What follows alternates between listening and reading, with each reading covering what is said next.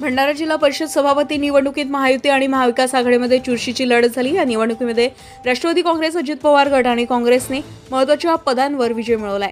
अनिताताई नलगुपुलवार, राष्ट्रीय काँग्रेस, अजित पवार गट, महिला व बाल कल्याण सभापती, नरेश ईश्वरकर, राष्ट्रवादी काँग्रेस, अजित पवार गट, बांधकाम सभापती, आनंद मलेवार, राष्ट्रीय काँग्रेस, अजित पवार गट, शिक्षण व आरोग्य सभापती, शीतल राऊत, काँग्रेस, समाज कल्याण सभापती। या निवडणुकीमध्ये राष्ट्रवादी अजित पवार गटचे 3 उमेदवार आणि काँग्रेसच्या एका उमेदवारानं विजय मिळवत प्रमुख पदे पटकावली आहे।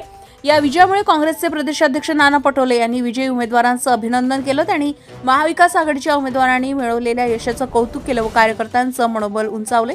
विजयानंतर अनिता नलगोपुलवार, महिला व बाल कल्याण सभापती यांच्या समर्थनार्थ मौजा कांद्र येथे भव्य विजयी रॅली काढण्यात आली। समर्थक आणि कार्यकर्त्यांनी फटाके फोडून आणि ढोल ताशाच्या गजरात जल्लोष साजरा केला।